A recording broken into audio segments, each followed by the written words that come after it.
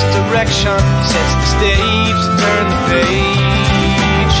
At the raising of the curtain, I am hurting and uncertain of the parts that we have played. Why must the show go on? I can't say these lines again. Why must the show go on? Must I sing this song again?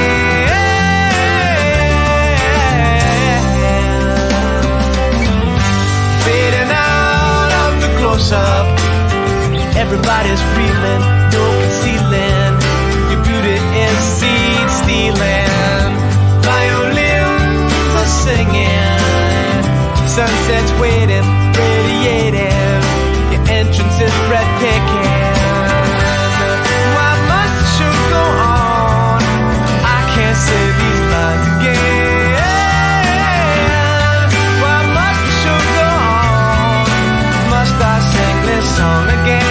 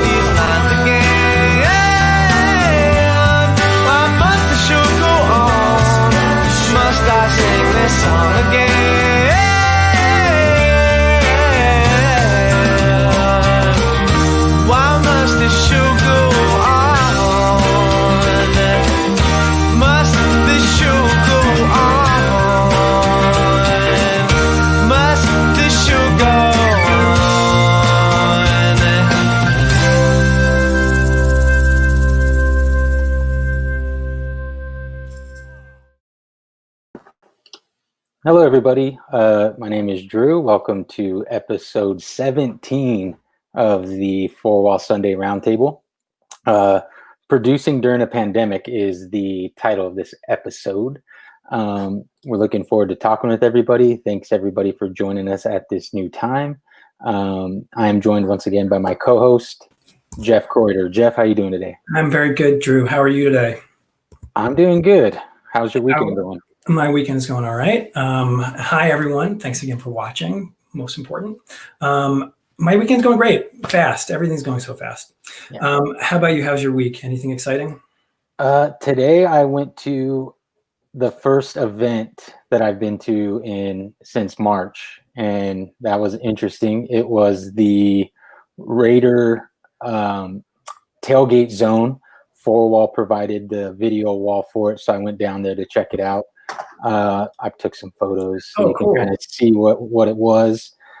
It was interesting. And there it is. There you can see the video wall. It's just outside of the stadium.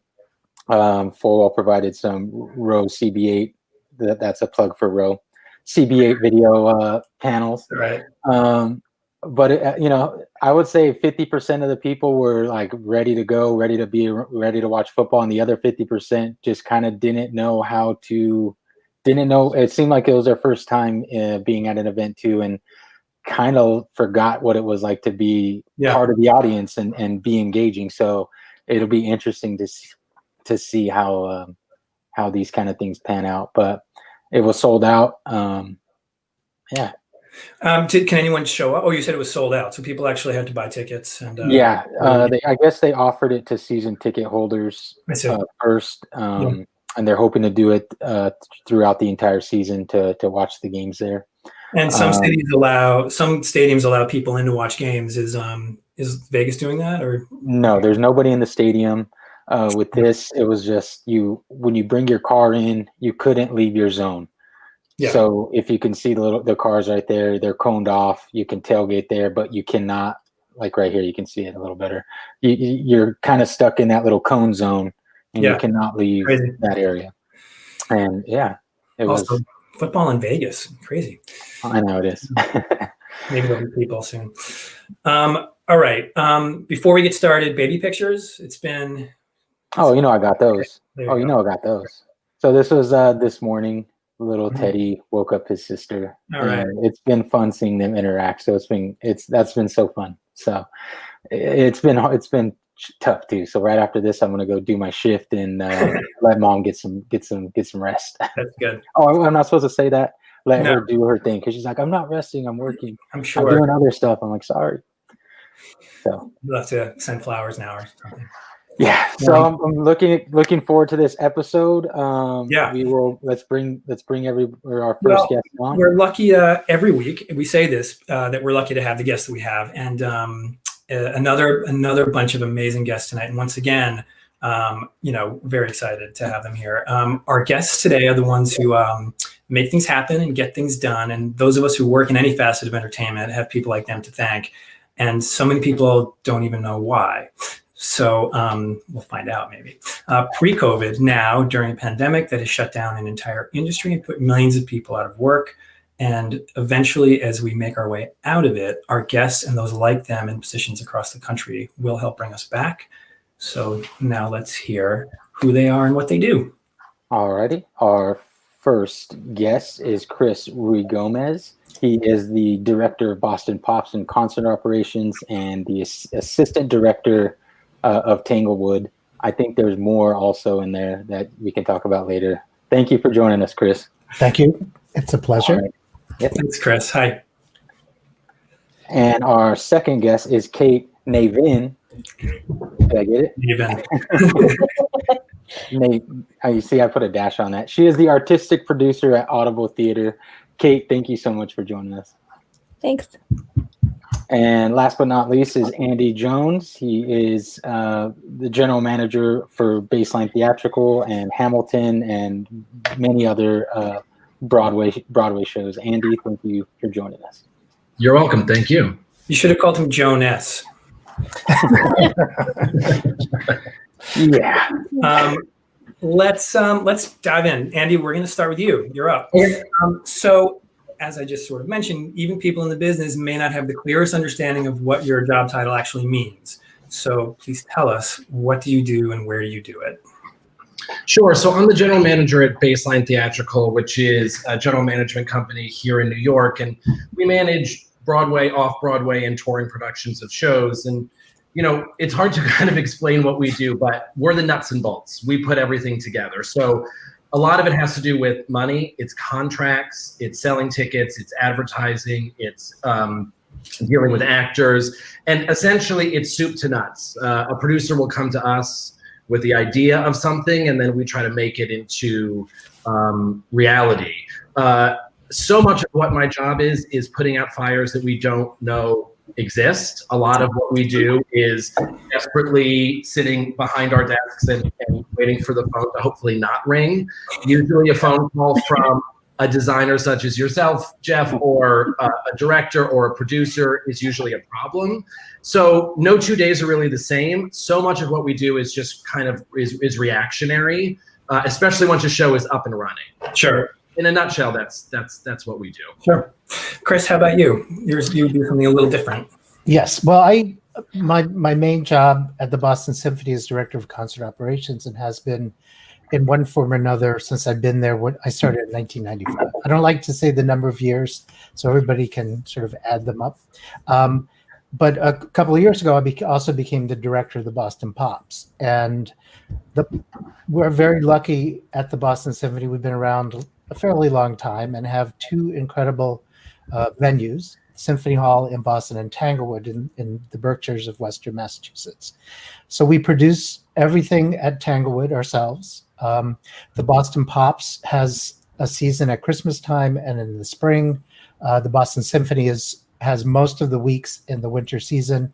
So my department is in charge of the stage crew who've been furloughed since April 20th now. We're hoping to get them back in just a week or so. But we put on the concerts basically based on what the artistic people want to do. We're pretty old-fashioned in many ways. We started doing image magnification back in the 90s for a couple of weeks, and we've been lucky to also be able to work with John Williams, who's an amazing human being as well as everybody's favorite composer, I think. Heard of him. And we started around a film night at every year at Tanglewood, which is basically John doing film clips with his music, and that became very popular. So from 2 weeks, we now have LED screens. Well, we didn't this summer, but we have LED screens on the lawn, so we can now show every concert we do in the shed. We also have other facilities there, but I think producing things is, yes, it's sort of damage control, and which we hope nobody will ever see in the front. Yeah. And you guys do a pretty great job. Most people have no idea the phone calls you get every day, I'm sure. Yeah. Kate, how about you? First of all, Kate, you were named, what is it exactly? Variety Broadway People to Watch? Is that what you said? I am one of those people, yeah. So everyone has to watch you. Very stressful. Watch out for Kate Navin. Kate, what do you do? I am the artistic producer for Audible Theater. Audible Theater is 3 sort of programs that are all about making theater performances available to more people. It includes putting productions on our platform, our Emerging Playwright Commission Fund, and then also producing live events at the Minetta Lane Theater. At least it did include that up till March. And a lot of those things recorded live and available on the platform, or our commissions and other sit-down productions. Ultimately trying to experiment and play with the producing model a little bit there. And usually one of the people making the phone calls to have other people solve my problems. Right, Andy? Yeah. It's good to have someone like that. Well, we'll stick with you, Kate. How did you arrive where you are today, and what was your path, and where did it begin for you? So I actually was an agent for a very long time, representing playwrights and directors and designers like Mr. Kreuter for well over a decade. And so really launched that way, making the relationships, and then didn't want to do it anymore. In the process of starting to call people and deliver that news and ask for advice, somebody said, hey, Audible's trying to do a thing. You interested? And I said, I don't have a job, so sure. Sorry, I have 2 small children. I don't know if you can hear them jumping and screaming and pounding. No, but I'm good. as far away from them as I can. It's so never far enough. Just kidding. It never is. It never is. So really just sort of landed in this job as they were starting a new initiative, and have made it up as I went along, quite frankly. Awesome. And Chris, as a huge ET fan, ET mega fan, I want to see ET live with John Williams. So if that ever comes, I'm going to go visit you. Okay. But how did you get your start, and what was your path? Well, I've taken kind of a windy road. So I started after college teaching in a junior high school, music education. I had a band. I played the horn. After a year there, I went in the Army and played my horn. After there, I saw this. I was practicing. I was thinking I was going to play. I saw this little sticker on the wall. I went to the University of Maryland, and I was practicing in College Park about getting an MBA in arts program at SUNY Binghamton, which I ended up doing. My first job was at the Miami Opera. Then I moved to Boston. I worked for a very old organization that was founded in 1815 called the Handel and Haydn Society.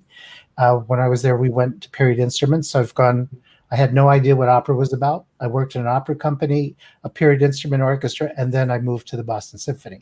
So I think, and I've been lucky at the BSO. My first title was operations manager, where we had one person, and there was somebody else in the POPs office, to now a department that has audio recording, video recording, concert operations. And I've been given a great opportunity to sort of grow in my job. Well, that's awesome. And thank you for your service in the Army as well. Thank you. Well, I was a bandsman, so it's. Hey. But I was stationed in Berlin while the wall was up, so that was very exciting. Wow. Oh, wow. That's exciting. It also tells you how old I am.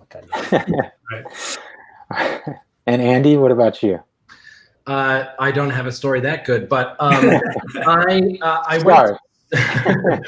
I went to school at Emerson for stage management. I knew I didn't have any real discernible talent to perform, but I still wanted to be in the arts. So I got a degree in stage management. I moved to New York, and I interned at the Roundabout for about 6 months and quickly realized that not-for-profit theater was also not really for me. It's just a very different model than commercial theater. And about almost 16 years ago, 16 years in December, I started interning for Jeffrey Seller, who is still one of my bosses, my main boss, and who I've worked with my entire professional career, as an intern for Avenue Q. And I worked on Avenue Q and Rent and In the Heights, and eventually became assistant company manager and then a company manager. And then over time, Jeffrey called one day when I was on my as I call it, my 9-month sabbatical from Jeffrey, and said, will you come back and start general managing my shows? And of course, I said yes, because I'm not an idiot. So I said yes. I opened up and created Baseline. And the first show that I did was The Last Ship, which was a Sting musical that was not terribly well received, although has a special place in my heart. And I got very, very nervous. And I thought, what am I going to do? That show was closing. And then 3 months later, Hamilton started, and everything's been okay since. So I've had a kind of relatively clear path, kind of beginning to, from the beginning to where I am now. So yeah. Do you do shows outside Jeffrey's office, or are you do? Yeah. So Jeffrey had an in-house GM for a really long time, and I worked for that GM. I worked for John Corker was his name. I think you probably have done a show with John. Yep. And so when Jeffrey said, please come and do shows for me, I said, great, but I want to be able to do my own shows. I want to be able to do stuff that isn't you, because eventually you're going to retire and I need an office. So I did The Great Comet. I do all of we kind of buried the lead here, but Kate and I know each other very well. I do all of the Audible stuff at the Minetta. So all of the actual productions of real human beings saying words on a stage, that thing we used to do, Kate and I do for Audible. And I do a bunch of other stuff as well with other producers. I do everything Jeffrey does, which is great. But I also do other stuff too. You can do other things too. Yes. Kate, what excites you about what you do? I love audience building for theater in general. I love that we are I don't know if introducing is the right word, but we are building audience, which is especially, I think, important during this time, getting, people still talking about the work that comes out of theater, what's happening in theater. But it's been really great. I've seen members say things like, I live in Idaho, I listened to an Audible Theater title, and I went and bought a ticket to my local theater because of it, because I got jazzed by the art form. We are creating a platform. I mean, this Evil Eye was our first emerging playwright commission. Madhuri Shekhar wrote it. It has been listened to by a lot of people. I should have done the most recent math, but it's the equivalent of selling out the booth for over 2 years. Wow. Impressive. Incredible. And is now being made into a movie that releases in a couple weeks on Amazon. So being a part of that kind of vault is really thrilling. I just love working with the artist, though. Getting to actually create stuff and say yes is right. Thing. Like, say yes to things you really want to do. Yeah. Chris, how about you? Well, I think things are different now, of course. Yeah. If you had asked me this question 6-7 months ago, I would tell you that there are two things. One is sort of the emotional impact that live music has on people, and to see people react, both things affect people. People cry, people laugh, people are happy. To see a lot of people together, like walking on the grounds of Tanglewood when we have 10 or 12,000 or more there, or on the Esplanade when we have hundreds of thousands of people for a 4th of July concert, and just seeing people engaged. But once we stopped, we did a project, a John Williams piece called Summon the Heroes. We bit off a little bit more than we could choose, so we had 76 tracks of the Boston Symphony, Boston Pops people playing. And when it first came, our audio engineer, well, it sounds kind of like a high school band. But after he worked his magic video, the first time I heard the first edit, I started crying. Yeah. Because we had not been together for probably a month and a half at that point. So I think the emotion of music, being able to touch people's lives is really amazing. Absolutely. Andy, how about you? I mean, I love a lot about what I do. I mean, as I said before, I like that no 2 days are the same. I do not have a boring day. They just don't exist. But I think similar to actually what everyone else was saying, the ability to take something, or to take nothing rather, and make it into something, the ability to take the vision of what a Rachel Chafkin and a Nimi Leanne and a Brad King had in Comet and say, sure, we'll gut the Imperial Theater and do the show in there. And I'm not afraid of it. Like, that's what's interesting to me. I think what I love about my job now is trying to push boundaries and trying to do new, interesting things. It's what drew me to Audible, and just trying to break that model, as Kate was saying. It's just something that no one else is trying to do. And I think a lot of what Jeffrey shows do with the Hamiltons and the Rents and the Qs and the Heights of the world, those are shows that are really kind of pushing boundaries about what can be on a stage. Sure. And, I do like a little magic show that we did at the Highline Hotel last year that was crazy successful. And now we're doing a virtual version of it with the Geffen that's going to start on Tuesday. And now it's about how we pivot.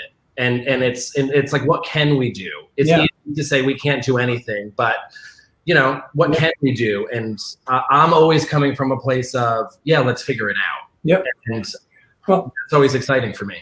Certainly that show, that Freestyle Love Supreme show that we did together is really breaking the mold. There's nothing like that. I mean, everyone said we were crazy and we couldn't have a show at 10 o'clock on a Monday or 10 o'clock on a Sunday. And we did, and we made money and we recouped. And I can say no one ever knew when Lynn was going to go on. Everyone thought you have to tell them when Lynn is there or no one will go. It didn't matter. Lynn did 10 out of the 100 and some odd shows that we did. Like, it didn't matter. I'm always of the mind, if you do good theater, people will come. People want to see it. Yeah. And we did a good thing, and it was weird, and it worked. And I want to do it again, desperately. And forced everyone to keep their cell phones up as they were walking in the theater, which to me, that's, that's the... Yeah, we took everyone's phone, and everyone definitely thought we were crazy. And now we do that downtown. We do it at the Minetta when we do Audible stuff. So that when Kate records their stuff live, we don't have to worry about cell phones going. Like bootlegs.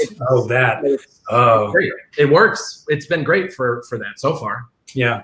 I was thinking more nefariously, like people recording it and releasing it. No, it's just no, literally extra sound effects. It's not enough to tell people to turn their phones off.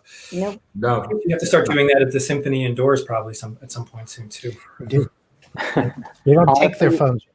Yeah, honestly, people don't get as upset as you'd think. We had a lot of people, most people, who would just say, like, you know what, this is great. I'm here for the experience, and we didn't have as much angst about it as I thought we would. We actually had a lot of positivity. We took 790 some odd people's phones 8 times a week for 4 months, and we had about 3 instances where people, lost their stuff. And what was actually fascinating is the younger the kids were, they gave them up easier than the adults. And it was very fascinating to see 10 and 12-year-olds just hand their phone over and mom not knowing what to do. Yeah. But I think it might be the future. I mean, Kate, to your point, people are there to see a show. Yeah. And it really allows them to see the show. It's like, if your phone isn't there, you can't look at it. It allows them to let go. Great thing. And I think it won't be the first or last show to do it. Yep. Yeah, they started doing that in Vegas, a lot of Vegas shows, and it actually is really nice to just be like, and honestly, those videos you get of the show anyway suck when you watch them back. Like, you watch it, like, I guess I don't really have that much on my phone. I'm gonna delete it. Drew plugged his thing before, so it's Yonder is the name of the company. They were very kind to us. They gave us a very good deal on Freestyle, a very good deal at the Minetta, as they're trying to break into our worlds. They're big in schools and jury duty and other kind of big event stuff, but I think it's kind of been a really good thing for our industry.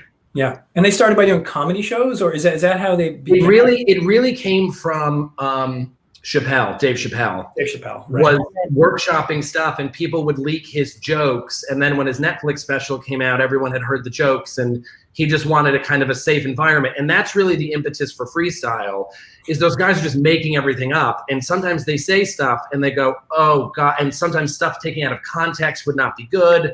So we just wanted people to be there and be in the moment. But that was that was how they became big, as Dave Chappelle started using them. And now a lot of comedians do, for the same reason. Makes sense. Totally makes sense. Yeah, it makes sense. We'll go to Chris. let's talk about you know, how work or a typical work day was for you 6 to 7 months ago, pre-COVID. Tell me about that. Well, we basically have two work lives at the Boston Symphony. The winter, where we do 4 rehearsals and 3 to 4 concerts a week with the Boston Symphony, or maybe 2 programs for holiday pops, for where the day is sort of normal meetings and dealing with people's crisis as they come up. But it's pretty much I can get home for dinner. Tanglewood's a different thing because, as I said, we produce everything. The Boston Symphony is playing 3 different shows a week. We have a professional recital series at a smaller hall. The Tanglewood Music Center is going. We have what we call popular artists, which are also known as rock shows that come in every so often. So it's sort of 7 days a week, which is spring pops too, because there might be 3 different performances with a lot more audio aspects of a live performance and video aspects. So, you know, normally it's, and also as time has gone on, I've been able to let other people, and I think this has been a really great lesson, let other people do more work. And then I'm around for these, as I became a senior manager, seemingly endless meetings about nothing, while the other people get to get things done. So, you know, I think that still at Tanglewood, there's a lot to do for all of us, whether they're doing it or I'm doing it or we've divided it up. Yeah. That's awesome. That's great. And Andy, what about you? What's your typical pre-COVID workday like? Other than sitting around waiting for the phone to ring. Yes. To get a call from Jeff complaining. Yes, Jeff complaining that I didn't give him enough money. Never. No, that's not true. Jeff is actually one of, if not the best at just doing it for the number he was told to do it at. And that's why we all like Jeff Kreuter. A lot of, you know, as I think Chris was saying too, like, we just live in endless meetings, and a lot of my life is just in meetings. So, so much of my day-to-day is just sitting in meetings and trying to figure out kind of what comes next. And a lot of that is, are we selling enough tickets to the show? What is the new show? Advertising meetings. We have meetings with unions. And so much of my day is really occupied with hours and hours of meetings, and most of which I do leave thinking, did this need to be a meeting, or could this have been an email? But so, and then invariably something kind of goes wrong, and you kind of have to problem solve in that moment. You know, the other great thing is 7 or 6, 7 months ago is we were planning for the future. So a lot of it was, we're going to do a freestyle tour. What does that mean? What does that look like? Talking to the designers, figuring out the size and the scope of what that tour is going to be. So a lot of it is planning for the future. You know, right now we have 5 Hamiltons in North America. We were doing a freestyle tour. We were doing Audible. We were doing this magic show that we were doing out in the Geffen. And then I was doing a show at La Jolla, and then 3 other Broadway bound shows. 1 was going to go to the new group, and 2 were going to go out of town. So at any moment, I'm just dealing with one of those shows on one of those things. It's just a lot more meetings than I ever thought a person could be in. But that's the clearest way to get communication. And now we live in a world where you say, I wonder if that Zoom could have been an email. You know, it's like, now we get on Zoom and have meetings. It's like, it could have maybe been an email. Yeah. Or a phone call. That's what I keep saying. Like, why did we have to see each other for that? Right. Oh my gosh. But that's a typical day. And again, I think what I love about it is they're not really the same. And you just never know.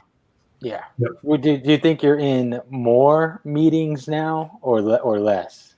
I'm in more meetings now because what's so interesting is I can't walk down the hall and talk to any of my staff. I can't walk down the hall and talk to Jeffrey or go to the booking group that books our tours. Everything has to be a meeting, and it has to be scheduled, because you can't just casually interact. Like Kate and I, we used to have a standing meeting, and it's like, okay, but if I need her now, I'm just going to call. And if she's in a meeting, then so there's just a lot more meetings now because everything is structured in a way that is nice, because I think it's more efficient in a lot of facets, but is awful because there's no spontaneity.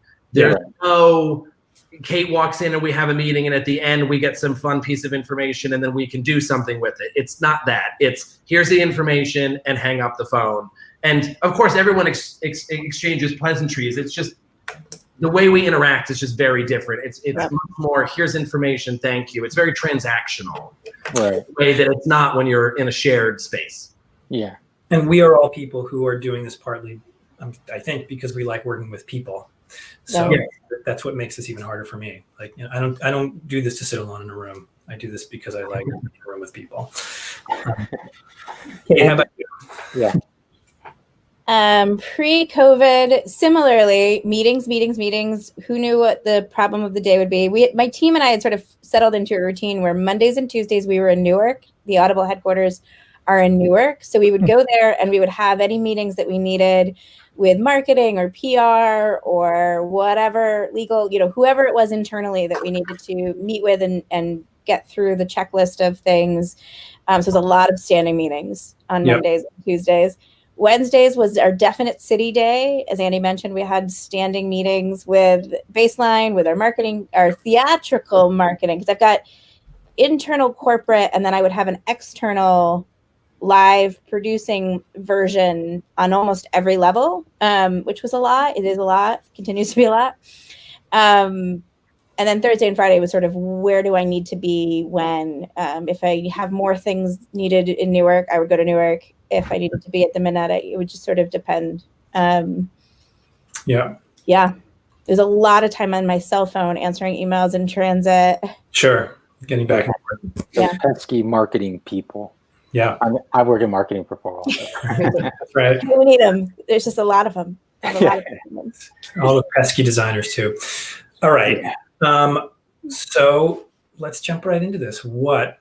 Andy, what were you doing when you were told to shut everything down? And were you pessimistic? Did you imagine the worst case scenario, or did you think that we'd be back, as some would say, 3 weeks later?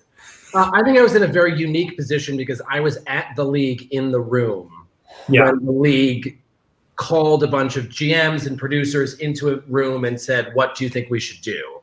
And then it's just a bizarre thing where, you know, Charlotte left the room and came back and said, the governor told us we're shutting down for 4 weeks. And then they turned on the TV and the governor gets up on a podium and says, we're shutting down for 4 weeks. And it was just like this very bizarre thing where you actually knew something before it was national news. Yeah. I think in my gut, I always knew it would be longer than 4 weeks. I never thought it would be this. I always just thought we'll be back by Labor Day. Worst case scenario, it's Labor Day. Yep. I can do anything for 6 months. It's okay.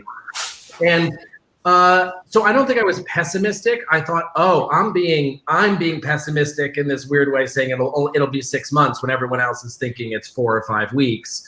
Yeah. And then once we pivoted to, okay, who knows when this is going to be, or maybe it was early May, late May, when everyone said March, April, and it was like, that's a year from now. Yep. That is a year from now. That really shifted my mindset, and I got there in my mind because there was enough to do. And now that we're just back to the I don't know, we don't know, that's what's hard for me. If you told me tomorrow it'll be July, September, December of next year, 2027, like I can wrap my brain around something if I know what it is, and I can plan and we can do it. And it's the unknown that is so difficult. And that's what I've been having the hardest time wrapping my brain around. Chris, how about you? Where were you, and did you think it would be faster than it is right now?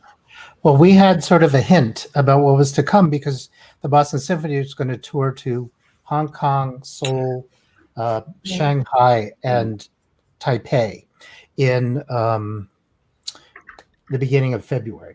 And so that tour was canceled because concert halls were being closed down, and it was felt it wasn't safe to take the orchestra to Asia where things were starting to heat up. But we got back. We started to do a few things differently. We took some, and we got to March, the week that ended Friday the 13th with some youth concerts. As we went through the week, the schools kept canceling. Our last concert was Friday morning, and that's when we were given the word that we were going to shut down. We sort of shut down. A lot of groups in Boston shut down, and then the governor shut things down. So we sort of saw this coming just like, well, it was spreading, and or we saw what could happen, and things would get canceled, but we didn't realize sort of that our industries and performing arts and live theater and live music in every kind of way was going to get hit so hard, or last as long as it has. Kate, how about you? We were about to go into tech for Faith Staley's Approval Junkie, and I had them rehearsing in Atlanta, and I had designers from out of town flying into New York or here in New York. Yeah. And so it was not just about shutting down. It was, at what point, people were scared. And so it was very much about what is the safer moment here. Sorry, my husband, Alexa just, working from home, guys. It's, so it wasn't just the safety thing. It was also just people's lives. And then we made the decision. Sorry. It's okay. That's how it is. That's what happens. But I was definitely in camp maybe 4 weeks. I had set new dates. I was like, all right, this is the new target. This is what we're going to do. I did not see this. I don't know. I was thinking about that today. I don't know at what point I sort of became resigned to the amount of time. I guess in May, I would say in May. But I definitely same with me. I thought, I was in tech for a show that was supposed to start performances, and people have heard me say this on the show many times. My script is still sitting on the tech table of that theater. I thought we'd be back in like 3 or 4 weeks, and then I guess in 3 or 4 weeks, that's when they really shut down New York, and I was like, well, I wonder what's going to happen now. Yep. There's a question from a viewer. Kate. Can you talk a little bit about what it is like to apply your theater knowledge experience to the world of Audible, which began under one model and is now in the process of expanding to develop others? Sure. I felt very, I guess I'll use the word lucky, coming from how I did as an agent. I saw both sides. I always saw my role as an agent as a problem solver. I say that a lot. So I felt like I was going into this knowing what is actually important to artists, what is actually the thing that is most meaningful to them. It's not always what producers would think. And really with the spirit of I can problem solve in a way. And so I think that has really, really helped guide as we try and play and take risks. So it's sort of with the live producing model, where can we spend? Where shouldn't we spend? How do we sort of prioritize that? In the world of audio, where do you put money less on physical, those sorts of things. But really having that vantage point of both sides and how you get to the same goal, I think has really served me. And then, of course, the relationships. You just can't underestimate relationships in this industry. Yes, a lot of us knew each other before this, but that just happens in the industry. So it certainly has helped. The Audible Theater sort of get going. Well, you know everyone. As an agent, you knew everyone. So Audible, I feel like Audible hired the right person because you had your fingers in every aspect of what was going on. And know their missions and know their needs. Like it wasn't just the people. I know what is meaningful to the public, what's meaningful to a play. It just sort of is a lot of being able to brainstorm and come up with the new. Thank you, Kate, for the question. Thank you, Kate, for the answer. Okay, so back to our regularly scheduled broadcast. So we shut down everything, and there we were, and everything was shut down. And at a certain point, as we just said, it became clear that we were going to be doing this for a while. But immediately, you all had things going on, as you just said. Andy, you had tours. Chris, you were about to go to countries, and Kate, you were about to fly designers in. Chris, let's start with you. How did you unwind it? How did you, was it just like here we're pulling the plug and everything stops, or did it take more than that? Well, there was a lot of pulling the plug and making decisions. So making a decision about stopping, canceling the rest of the Boston Symphony season, and when we announce it, and when we let the artists know that we're canceling, which all happened within a few days. Then we were starting to plan Spring Pops, which was going to begin in May. And, some of us, as we got a couple of weeks into this, we knew that wasn't going to happen. So it was sort of talking to the pop staff who were doing planning, keep planning, but okay, now start thinking about how we're going to roll it back. Are we just going to move things to next year? Let people know we're going to cancel, announce it, and go to the next thing that we stop. And in the meantime, we started to try to come up with some things that we could put online that would keep people engaged with either members of the orchestra or with, we got permission. One of the great things that happened is all over the country, the AFM, the American Federation of Musicians, and their members gave permission to open the archives without paying. And that was a great thing that we could put concerts online. We did it through YouTube for a few months. We started a series with Keith Lockhart called Conversations with Keith. We did about 6 of them. We hope someday to continue in sort of the podcast way. But these are the kind of things we were kind of trying to come up with to keep people engaged. Because we asked people, we're going to cancel these concerts. You've bought tickets. Please consider donating them. So we tried to keep at least alive a bit. And people. I was convinced that we would be able to have concerts at least in August at Tanglewood. Sure. But it's outside and people can separate by 6 feet. Now the 4th of July is a little different when you have, 100,000, 400,000 people. Like packed in. That wasn't going to happen, but yes. Yeah, I was surprised that Tanglewood was canceled, but then as soon as that was another step along the way. As soon as that happened, I was like, No. Well, I think also we all had to deal with the economics of opening, where people are afraid to go back, or if and probably Andy might have had some of this, is that your insurance company doesn't want to take risks, because what good is an insurance company if they had to pay out money for something? But they want to separate. So we were being very careful. There were people that wanted us to just say we're not going to do anything. Period. We have a good endowment, so we could sort of. But we have 50 people got laid off. We had 80 plus people on furloughs from April 20th through August 30th. So many measures were taken, but we were all hoping. I still hope that we will be back. We're hoping to at least get some people on stage. So Andy, how do you wind down 4 national tours and a Broadway show? And also, since Chris alluded to this already, what are you doing to keep everyone engaged and interested? You unwind quickly because you don't have a choice.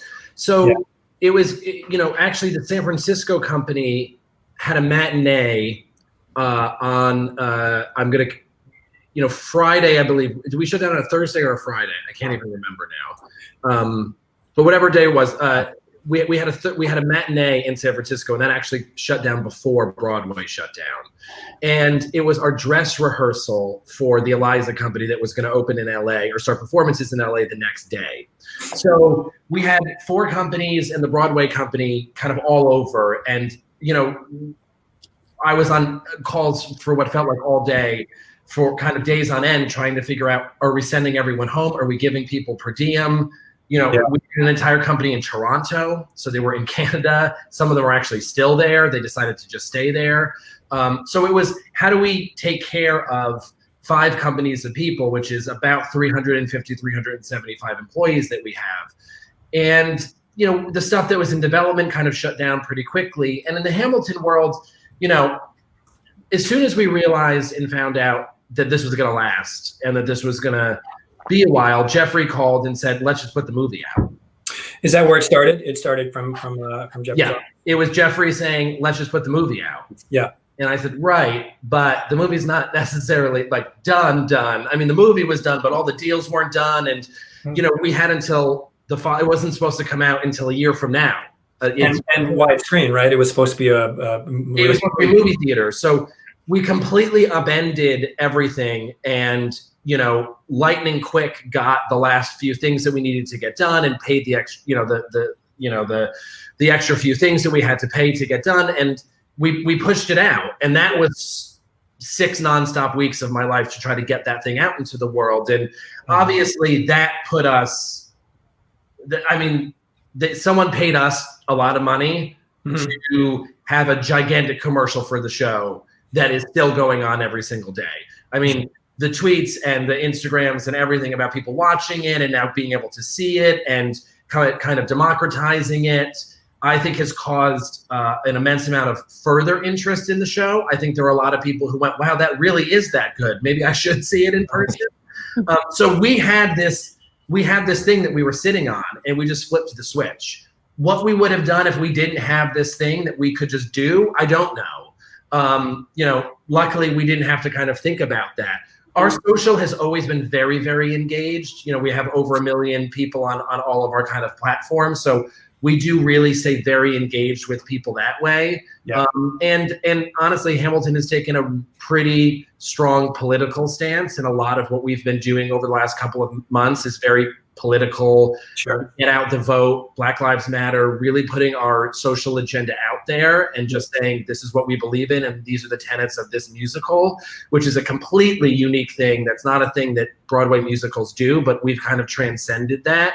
So I think we've kind of pushed ourselves into people's consciousness in multiple ways, which I think will hopefully keep people thinking of us top of mind for when we do come back, because it will be not just in New York, but it'll be in Australia, it'll be in the UK, and it'll be in 4 cities somewhere across the country.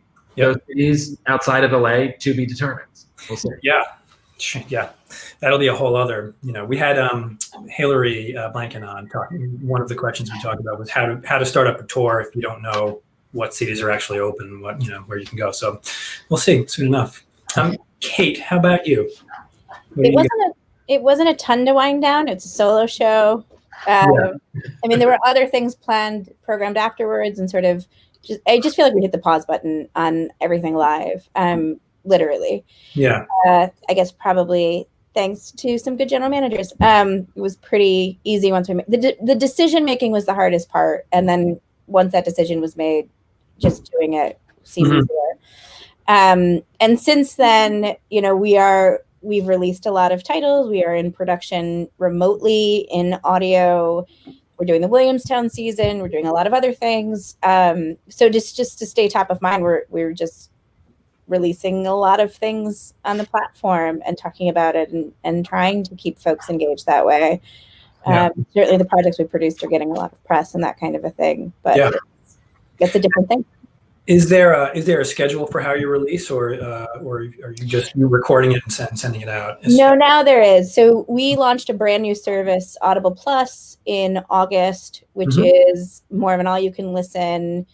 If you're a current Audible subscriber, you have access to the Plus catalog as well, or you can sign up for just the Plus catalog. I shouldn't say just, it's pretty great. And all of the Audible Theater titles are there or going there. And so now that we are officially launched in Plus, the goal is to do about 3 titles a month. So it's almost every week, usually about 1 week off, whether it's for a holiday reason or whatever. But we're pretty much doing it 1 a week. That's pretty amazing. I mean, there aren't a lot of arts organizations that can say that. So yeah, it's pretty cool. It's really good. And Chris, is there anything else that you guys are doing aside from that you didn't mention earlier, like the Keith YouTube series or anything? Do you have any live concerts planned or anything? We are working on live taping. We've had some discussions about whether we go up live or taped. And I think we're trying to get permission. Right now, Massachusetts has a limit of 25 people in a room. Symphony Hall is a pretty big space. So we're hoping to have more people so we can bring the orchestra back to tape. Holiday Pops, we typically do 41 concerts. I guess they're kind of shows. And we kind of have this huge audience that fills Symphony Hall for many of those concerts. And it's a great family tradition. So it's not cheap to get a table because we have tables and you can drink. And a lot of people have spent a lot of time with us at Holiday and are expecting that. So we're trying to craft a show in various ways. We've done things like we've worked with people that we've had a long relationship. We do a concert on Nantucket Pops every summer. It's a benefit for the hospital there. And so we're reusing some of our archival material with them. We just did a Boston College event. It's called Pops on the Heights. It's at their hockey arena, and it's filled with people, and people are on the floor with tables. They did a virtual one this year. It was called Pops Off the Heights, where we gave them some audio and we went and filmed with some brass players and 5 string players on the campus a couple weeks ago. Those are kind of things that we are doing. But we do hope in the weeks ahead to start getting the orchestra back playing again. And which this summer we did a series from Tanglewood Online, that had some chamber music from the orchestra. So we started filming in June and ended the first week of July, and then we kind of mirrored the Tanglewood 8-week season. But when people came and played, they had not been together since March 12th, 13th. Yeah. And it was a very emotional, as I said before, experience for them to come and play. Yeah. And I think they're now doing it on their own. We hope to get them back to start playing. And then we started at Tanglewood Online Festival. We went to Bright Cove. We've changed the way we do things, and hopefully a lot of things we'll figure out great things that we can do once we get past this and have live concerts. So when we do come back, there were so many concerts that were canceled and so many musicians that were expecting to perform. Are you going to reschedule those, or are those, if it didn't happen, is it not going to happen, or do you think you'll pick up where you left off? No. Well, this was supposed to have been Keith Lockhart's 25th anniversary season. So we're kind of moving the 25th anniversary season. We had planned to do a ragtime, a concert, a bit of a concert version of ragtime. And we felt it was very topical. Sure. My son, actually, who is a senior in high school and wants to go into theater, technical theater, worked on a ragtime show at the Wheelock Theater in which is now part of Boston University. And I was just kind of amazed by the performance they put on. So we're hoping to move some of the things. We had a great lineup of popular artist concerts with Ringo Starr, Trey Anastasio with the Pops, James Taylor as usual, John Legend. So hopefully, and we can move some of those to next year if we can get people. But like the economics of it, some of the things, if we were planning to do an opera last spring with the Boston Symphony. We probably won't do that because getting the cast together is not going to happen. Sure. But we would like to try to get ragtime back together next spring. Yeah. Kate, how about you? I mean, you're still doing so much, but there were, I'm sure, other things that you were not able to do. What happens to the shows or recordings that fell by the wayside? For the most part, we plan to produce them. There are a couple of things that we are pivoting and doing just audio on, but for most of the stuff, the intention is to bring it all back, schedule dependent.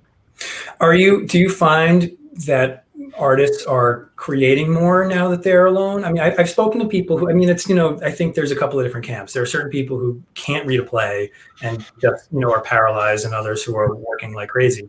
Are there more submissions coming across your desk now? There are. I think artists are trying to find their way to create, because that is what's in their DNA, but it is also hard. I mean, the thing we did for Williamstown, we've recorded 4 of those so far. Yeah. And I think everybody was surprised by how creative and artistic the process really was. And I think in that way, it was sort of, inspiring feels like hyperbole, but it was, and they want to do more. And they've, I've heard from some of those folks saying, can I do another one? And writers are ready to write. So there were some writers who sort of cleared the decks and are writing things for us in audio. We're gonna come up later. Yeah. Yeah. Inspiration, it's true. I mean, it is, hyperbole, but also important, and we all need something to look towards. And Andy, how about you in your world? There. Well, I had a bunch of things in development. A show was just about ready to go to La Jolla. It was going to go to La Jolla in May, and I'm sure it'll go back, but we have to have a conversation with them. What does that mean? And now we're going to look through everything through a new lens. That enhancement probably can't be as large. That capitalization for that show probably can't be as large. So now you have to go back to everyone and say, well, kind of reconceptualize this, because we're not going to do a $15 million musical anymore. We need to do it for 12, because we're in a different space and we're in a different time. Yeah. And, with the Hamiltons, it's just tricky. Luckily, I don't book tours for a living, but we're going to reroute all of those tours, and we're going to try to hit all of those cities that now we didn't hit, but we had cities that we were going to play for the first time in 21 and 22. And now do we push those to 22 and 23? And it's just, and it's tricky. So we're just trying to figure out what the best That's the question. Is. Yeah, that's what's on everyone's mind. And it's hard to even start making those plans until you have a date. And you can't. Yeah. So, and so now it's tricky. And it is, how do we develop shows in this space?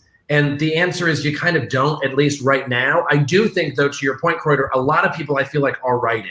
I'm getting a lot of calls and having a lot of meetings about, well, the show is 2 years from now, but they've had nothing but time. So now I need somebody because I could do this musical in a year instead of 2 or 3. Yeah, I'm getting a lot of that in the last couple of weeks even.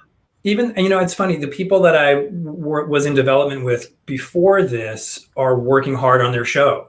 I mean, I don't know if people are starting, maybe they are starting new projects, but anything that was, like there was one, Andy, that we were supposed to be doing, I think right now, actually, that may be happening in April, who knows? But I feel like they're still working on the show. So maybe that means that all these shows that were in development that would be performing now are just going to be better or overwritten. I guess we'll see.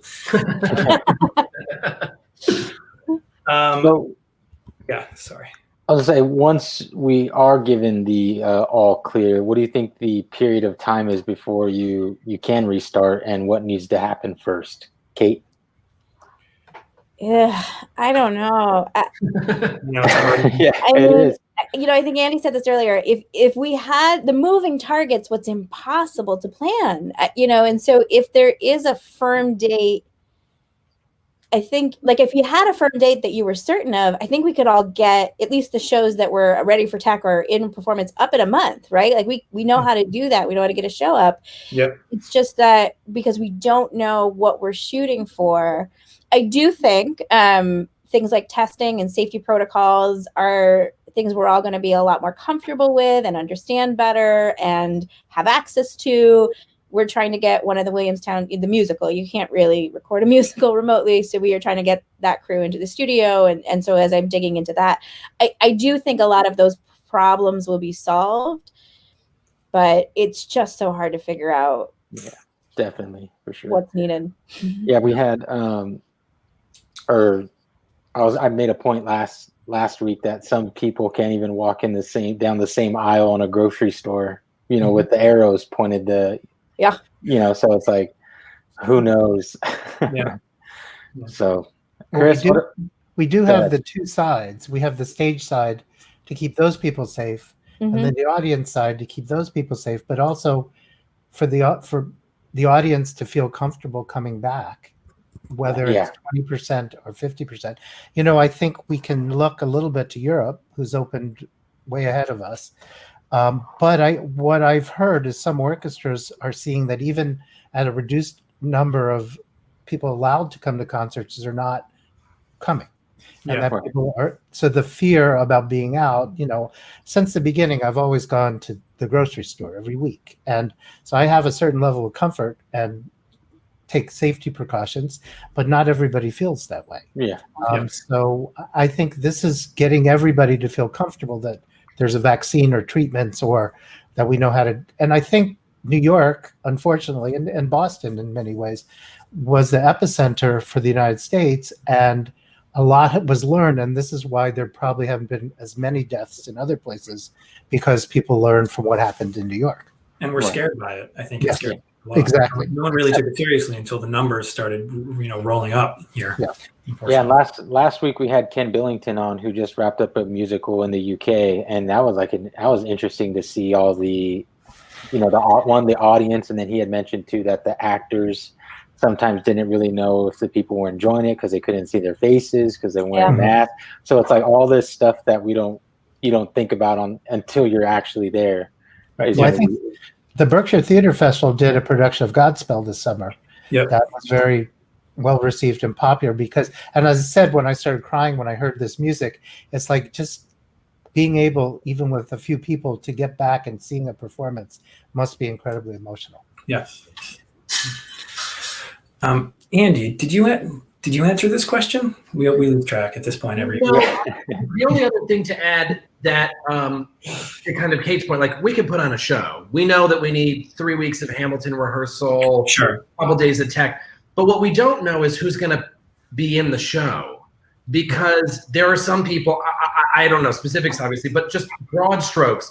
There are people who have left New York and who have gone home. There are people who have pivoted from being actors to not being actors. There are designers that have said, you know what, I'm going to just be a regional guy and I'm just going to stay in La Jolla and I don't need to travel back and forth. And so who are we employing and who do we have to replace, and how does that change how long it takes to get a show up? Yeah.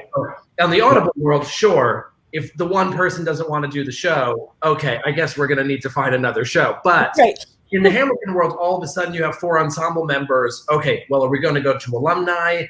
How does that change? Sure. So there's that. But I'm with Kate. I could give you a schedule.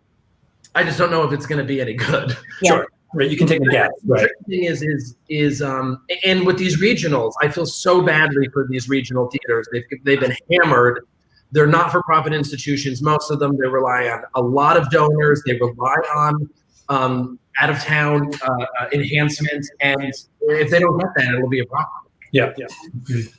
Well, so this might be a question more for Chris and Andy, but maybe for Kate too. Can you just walk in the door and flip a switch? And I don't even mean actors now. I just mean like from a production standpoint. Have people been going into to check out the venues or turn on the lights, make sure the costumes haven't rotted away? We've gone in.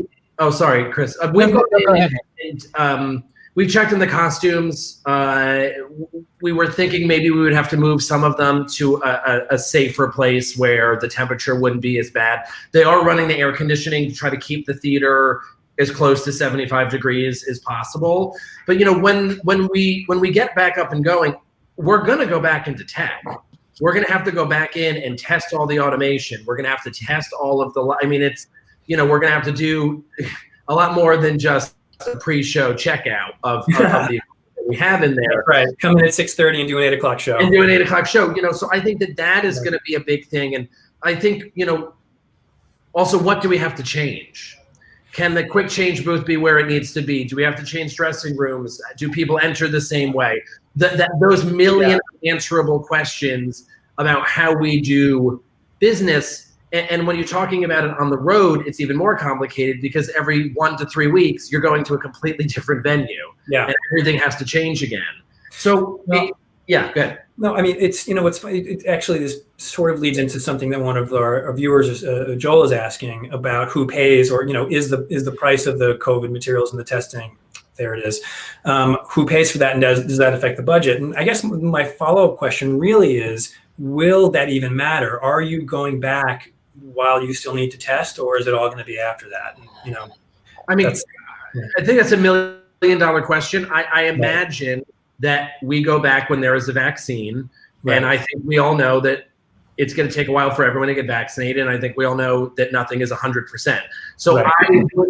I would be floored if there wasn't some kind of protocol testing, even if it was weekly, bi-weekly, monthly, whatever. So I think there will be something. I don't know what that is. I think that that's going to be a responsibility on the show to keep their actors and their crew and their company safe. And I think then the theaters are going to have to figure out what do they need to do to make the audience feel safe. What is that? I mean, I always say, there's the bomb sniffing dogs and there's the metal detectors. You can still walk into most theaters with things you probably shouldn't. It's really a deterrent. It's not the end all be all. And I think temperature checks or asking people how recently they've been tested and if they've been all of that, I think is a good deterrent to just saying, please don't come into this theater if you're sick. Right. I think it's a new world that we don't know the answer to, but I think we're going to need something. Yeah.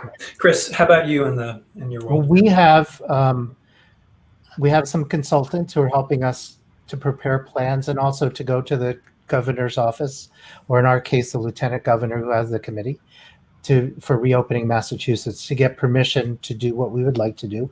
We've changed air handling both at the studio we used this summer at Tanglewood and also at Symphony Hall. So hopefully we'll have cleaner air in any case. We'll be able Which is to not a bad thing. the Right. air in Symphony Hall in a 4-hour period. But, it's like we have woodwind players, we have brass players. Some people say you can't do that. Other people say it's not much different than talking. We're probably not going to have a lot of singers. We're trying to come up with a way to have singing for holiday pops with a few people, maybe some professional singers. Right now we have an amateur chorus. So we're trying to come up with, and as I said, hopefully there will be studies from other people. Colleges are now back, and my son goes to Mass College of Liberal Arts. They get tested every so often. They've had a very low. Everybody has their own room. They're taking precautions, but you never know what kids are going to do or going to do. Colleges are performing. The colleges that are back, the theater companies that are back, are doing performances. And we can't afford, like the NFL, to keep everybody together, the orchestra together in one place. Right. I guess on tour you kind of can, but then you're in so many different environments. It's hard. So I think as I said, we're hopefully going to start with some new performances that people can see to keep people interested. And we're a nonprofit, so we rely on a lot of donations and gifts of others. And so until we can get back and invite people in. Kate, would you like? Is there an answer to this question from your point of view, or did they cover? They covered it. I will say, to Joel's question, who's going to be paying for it? The producer is going to be paying for it, and no matter what, there's going to be hand sanitizer because there's just customers, but there's just human behavior that has changed. Mm-hmm. That if they walk into a theater and there is not a hand sanitizer station easily reachable, they're going to not feel like to just. So the producer is going to pay for that. Yep. But I think the whole economic model of theater, we're all going to have to sit down, and the things that I've been thinking of is where do we scale back to make room for that? Because you can't make tickets more expensive. That's not going to help the audience problem. It's very layered and complicated. All the craft services, that's the budget. It's going to come right from that. Well, you can't have it, right? Because you can't eat. Also, craft services in theaters, Not a thing. Anyway, right. We're like, as we are, I really thought this week we were going to make it under the hour, but we're over time, but I'm going to do these last two questions anyway, because I don't think they're going to take that long. And I like them. Work aside, what have you been doing during the pandemic? Anything that you've ignored that you're finally getting to or want to get to? Cooking something you've never cooked before, new hobbies, anything that surprised you, any personal revelations? Andy? I bought the bike behind me. Very New York, by the way. I love it. So I bought a bike. I've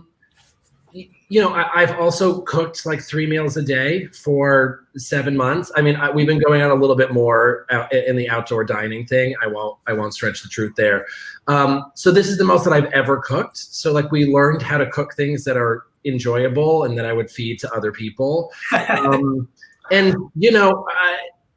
It's just trying to find ways to occupy your day in a way that makes you feel even the slightest bit productive. Yeah. So trying to read and trying to connect. I mean, I think that I've connected and actually have strengthened a lot of relationships with friends through this, who I call, who I Zoom with, who I FaceTime with, people that I normally would potentially go weeks without seeing. I now see on a screen, but it's just a different experience. And I'm thankful for that. I mean, if we're trying to find some kind of silver lining, but the bike is by far the best quarantine purchase. Highly recommend as we go into the winter, but I still highly recommend. And the bike hanger. It's beautiful. It's cool. Sean Gorski texted me and is currently giving me crap about it, but I think it looks fantastic.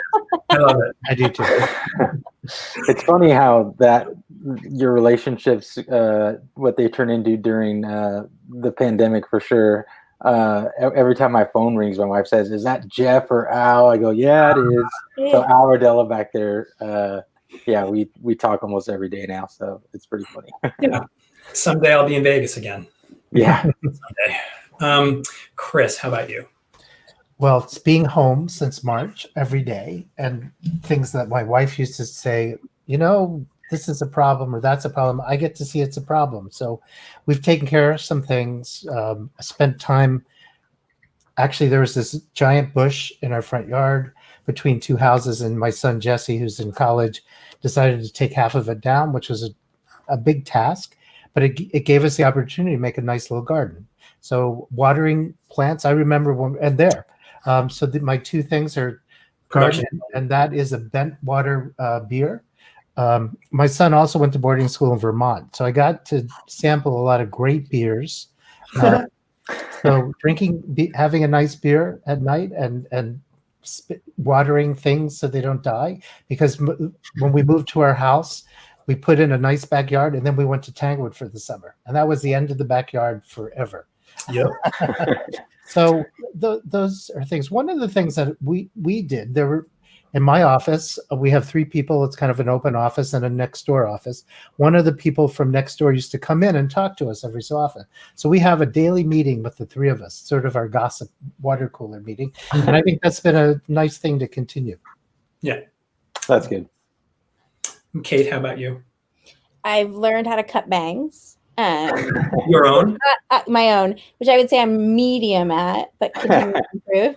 I gave up for a while, and then I realized this was going to go on longer than I planned. It looks fine here, so Appreciate it. And then just being home more. I mean, as theater people, I was out so much, so getting to spend more time with my kids and my husband, hasn't been a terrible thing. Teaching that one kindergarten at home. I shouldn't say teaching. His teacher is teaching, but we are monitoring. It's really interesting being home while your kid's learning at kindergarten, because if the teacher gets mad at him, you want to get on camera and yell at the teacher back. It's really hard. Be like, he's trying. Oh my God, I wonder if that's happened. Of course, the parents are right there. I'm sure it's happened because I've had to tie myself down. We've done house projects. We've cleaned out so much crap in this house. Yeah. If you really want to take up your time, binge watch the home edit, and then you will color coordinate everything, which my wife did recently. Well, I'm going to do that. She went crazy. As I was saying, I've been putting things off now. As this is, as we're extended here, I keep putting projects off. I don't have to do that now. We're not going back until maybe April. And I think Kate commented last week that I should just stop talking about it and clean the basement, which I will do. Don't talk about it. Be about it, Jeff. Be about it. Okay, coming to the end. Last question. Let's stick with Kate. What advice do you have for young people who want to do what you do? How should they get into this? Where should it start? I did it by accident, so I don't know. The advice I always say for folks who want to get into the theater business is do your homework, read about it, learn the names. You'll see that their names are the same. You'll see that as you read, whether it's Playbill or the New York Times theater section, whatever it is, and hopefully there's other things to read, you'll just start to see the repeated producers and artists and that kind of thing, and connect the dots, and then sort of follow. You don't want to go into a room for an interview or anything like that and not know the names that are mentioned to you. So really sort of I don't think schools do enough to teach students about contemporary current theater. You do not. So you do that work. That's always my best advice. Yeah. Chris. Well, I think that's right. And find someone who can maybe give you a name of someone who you can go and talk to or Zoom call with. Hopefully, those of us who have been around will take some time to talk to people that are interested in the things that we do. I think a couple of things that both Andy and Kate have said, that relationships are incredibly important, and building relationships from the beginning is really great. Having knowledge of what people are doing and how they're doing it, and be able to talk to someone with a little knowledge so that people know that you're very interested in what they're doing, so they might help you even more. So I think that's very important. But also, and when you get a job, I think make sure that your bosses know the importance of what you're doing and how you're doing it, because I find that a lot of people don't understand how things get put together. You know, when Andy said he can tech Hamilton in 3 weeks, get 3 weeks, it boggles my mind, because watching that show, I see how difficult, and sound is incredibly important to us as an orchestra, and for all of us, I think, and just the magic of Hamilton and putting it together and figuring out a way to do these things. I think that's kind of the magic of what we do, is people that want to have great artistic ideas and other people make it happen. Absolutely. Yeah. Andy? I think that Chris and Kate bring up the points I kind of always say. The great thing about this business is mostly everyone kind of comes in a little bit on the ground floor, and you intern and you kind of climb your way up the ladder.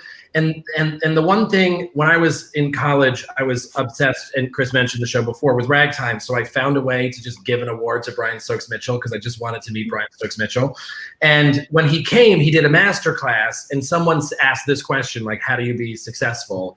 And it stuck with me, and this was 20-something years ago. He said, you work because you work.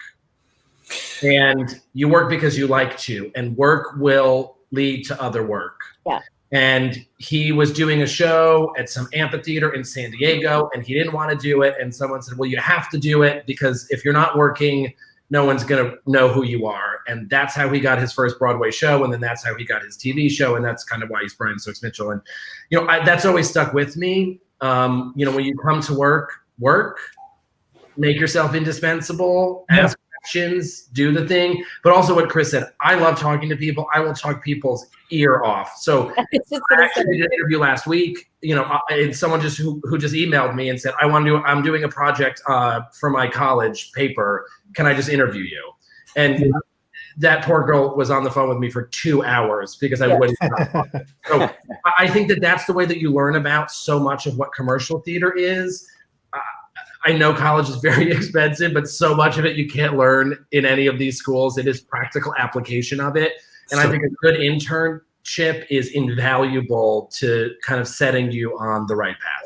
Yeah, that's very true. And, the people that are here right in front of you aren't going to, they won't be this available much longer, I hope. So, now you can get Andy Jones on the phone for 2 hours, but hopefully in 6 months or 9 months, whatever it is, you won't. And that's actually super true. If this student had asked me 6 months ago, I was absolutely, I don't have 90 minutes in the middle of a day to answer questions about your school. But now I'm like, yeah, let's go. And I like to do classes at NYU and Syracuse and Purchase. And, I just like talking about it. And I just think that's the way to educate people about what it is we do, because what we do is hard to explain. It is. And you can't teach it and you can't learn it. You have to just sort of get out there and do it. Yeah. I think another important thing, if somebody does get an internship, is to really do anything. We all have to file and keep track of things. Don't turn up your nose at making copies, because if you show someone you can do a good job making copies, they're going to trust you with the next step and the next step after that. Absolutely true. Thank you all so much. Is there anything any of you want to add or retract or clarify before we say goodnight to everyone? Thank you so much for joining us. You guys are all amazing. And I can't wait to bring you back on for a follow-up 15-minute episode to find out how it all went after we're back. And, I can't wait for that. Let's do that very soon, Jeff. Yeah, very soon. I'm available, whatever it is. That's right. Yep. All right. Drew, Thanks, anything else? No, that's it. We'll see everybody next week. And thank you to our panel tonight. It was a great conversation. So thanks again. Thanks, everyone. Thank you. Thank you. All right. Bye, everybody.